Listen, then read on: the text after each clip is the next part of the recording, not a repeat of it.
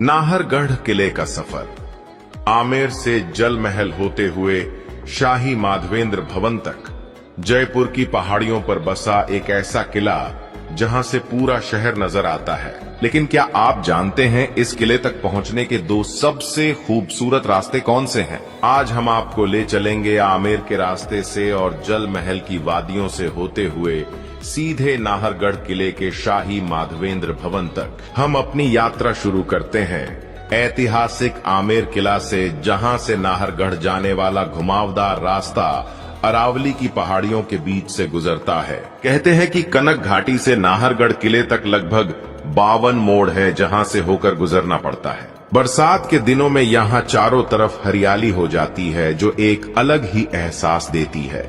यहाँ आने के बाद हर दिल खुश हो जाता है। इन रास्तों से गुजरते वक्त ऐसा लगता है जैसे मानो शिमला मनाली में आ गए हों। यह रास्ता सिर्फ सफर नहीं, एक अनुभव है। रास्ते में कई ऐसे पॉइंट आते हैं जहां रुककर आप पूरे जयपुर का नजारा देख सकते हैं। खासकर सूरज ढलने के समय यहाँ का व्यू किसी सपने जैसा लगता है। यही वो जगह है जहां से जल महल भी दूर से दिखाई देता है। इसी रास्ते से जयगढ़ किले में भी पहुंचा जा सकता है। जयवाण तोप, जिसे दुनिया की सबसे बड़ी तोप माना जाता है, वो इसी किले का आकर्षक का केंद्र है। जयगढ़ और नाहरगढ़ किले की दूरी लगभग 6 से 7 किलोमीटर है और इन्हीं रास्तों के दोनों ओर बनी हुई है। पानी की नालियां पुराने जमाने में बरसात के दिनों में इन्हीं नालियों से जयगढ़ किले के पानी के टैंक भरे जाते थे। आप भी इन्हें देख सकते हैं कि किस तरह से पुराने जमाने में एक साथ सालों तक का पानी इकट्ठा किया जाता था।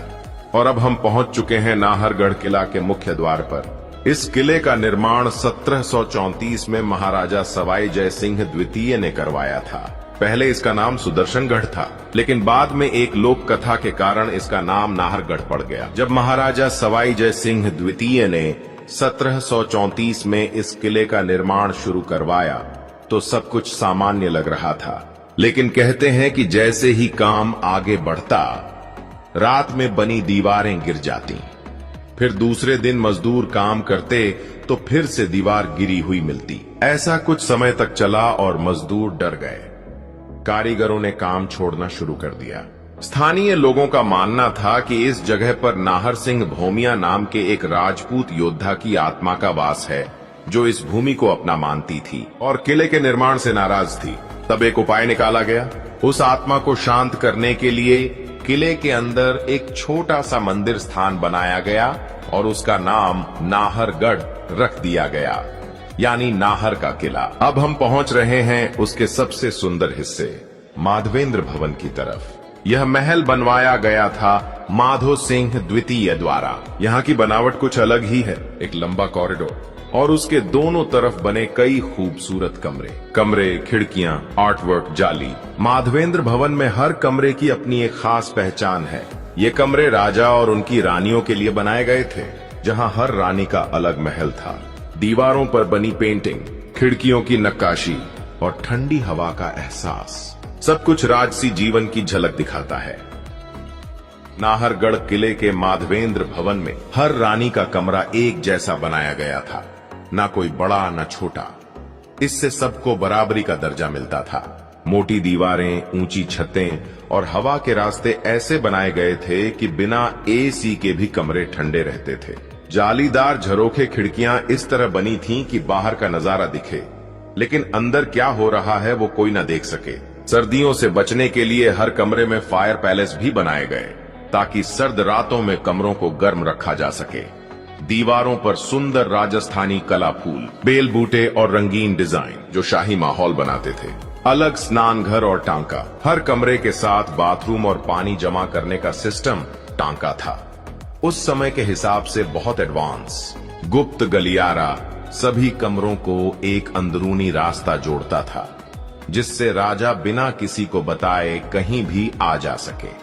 शाही और आरामदायक जीवन। रानियां इन कमरों में पूरी शान शौकत के साथ रहती थीं।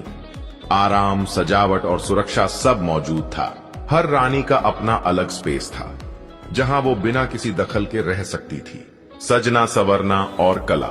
दिन का काफी समय सजने संवरने, इत्र, आभूषण पहनने और कभी कभी संगीत या कला में बीतता था।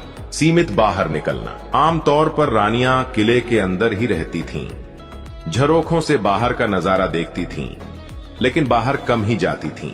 राजा का इंतजार। एक खास बात यह थी कि हर रानी अपने कमरे में राजा के आने का इंतजार करती थी, क्योंकि वो गुप्त रास्ते से किसी भी कमरे में जा सकते थे। प्रतिस्पर्धा और मर्यादा। सब कुछ बराबर होने के बावजूद रानियों के बीच एक खामोश प्रतिस्पर्धा रहती थी, लेकिन शाही मर्यादा भी बनी रहती। तो दोस्तों, ये थी हमारी पेशकश कनक घाटी से नाहरगढ़ किले के शाही महल माधवेंद्र भवन तक की कहानी। अगर आप भी देखना चाहते हैं इस शाही भवन को, तो आपको आना होगा राजस्थान की राजधानी गुलाबी नगर यानी के जयपुर, और आप इसे देखने के बाद अपनी यात्रा का भरपूर आनंद उठा सकते हैं।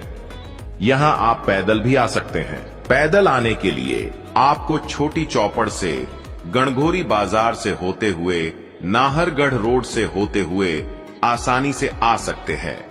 यही इस किले का पुराना और पहला रास्ता है। अगर आप अपनी गाड़ी या टैक्सी से आना चाहते हैं तो जल महल और कनक घाटी होते हुए 52 मोड़ से भी आ सकते हैं। तो दोस्तों, कैसी लगी हमारी ये वीडियो? इस वीडियो को आपकी जानकारी के लिए बनाया गया है। वीडियो पसंद आए तो एक लाइक करके जरूर जाना, ताकि हमारा हौसला बढ़ सके।